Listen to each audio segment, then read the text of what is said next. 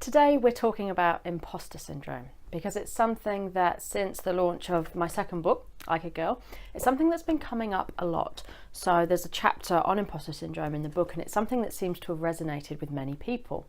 And it's certainly something that I've suffered from for many years and continue to do so. And it seems there's a lot of us out there in the same boat.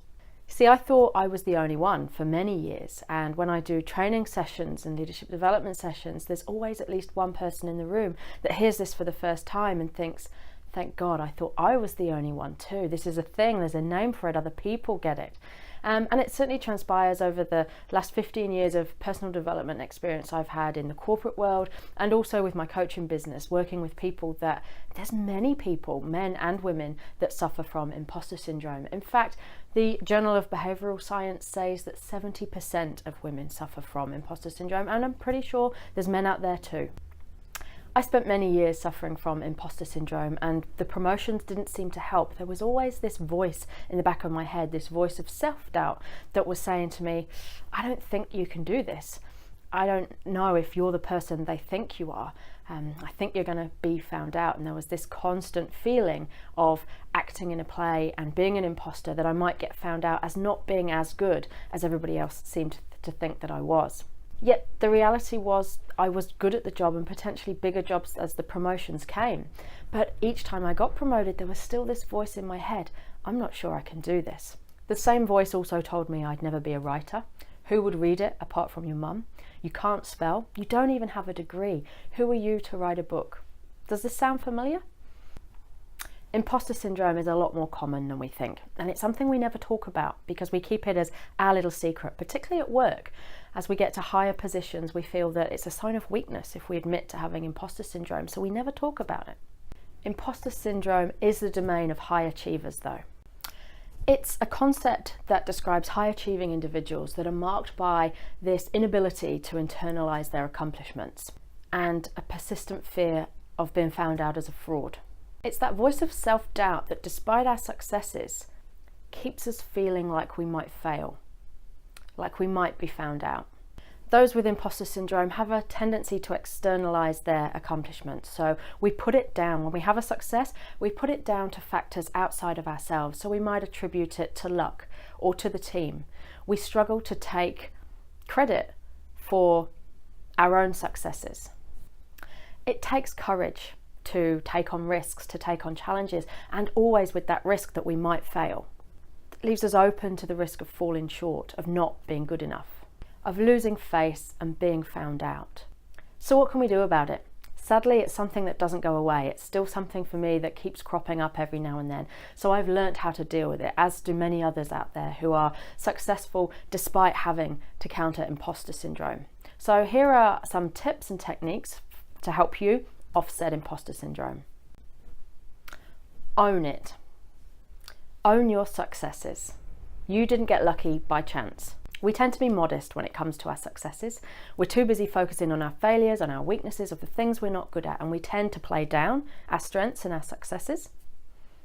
We tend to be modest and not want to boast about our strengths.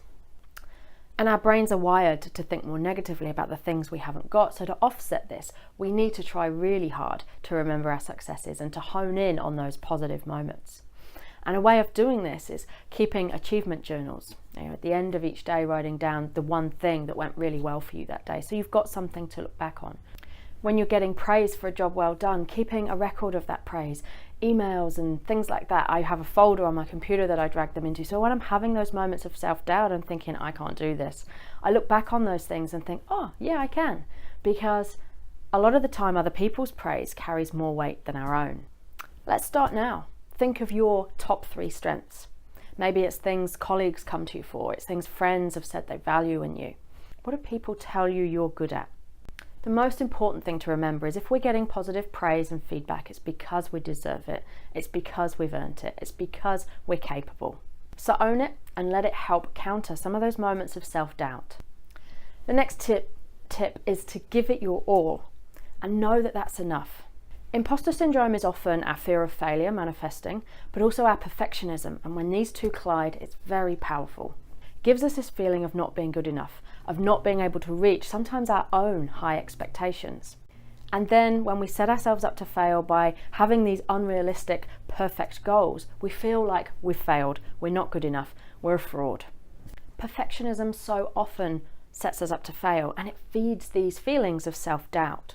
Overcoming imposter syndrome requires self-acceptance. We're not talking about lowering the bar, just setting it to a realistic level and countering that perfectionism that some of us suffer from. You don't have to be Einstein to be valuable, to be able to contribute, and our ideas don't have to be perfect in order to share them with the world.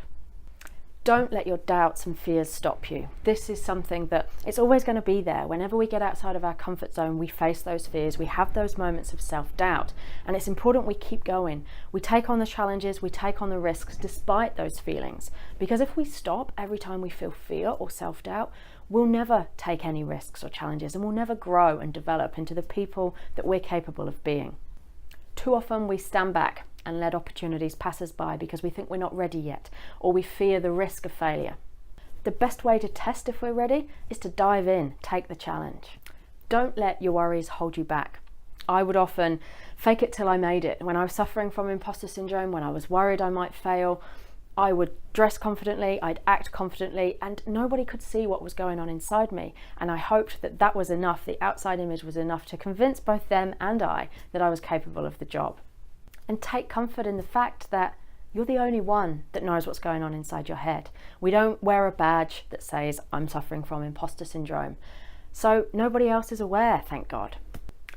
I know how it feels to be gripped by imposter syndrome and to spend all your time and energy trying to convince people that you're worthy of the job, that you're credible, trying to prove your worth.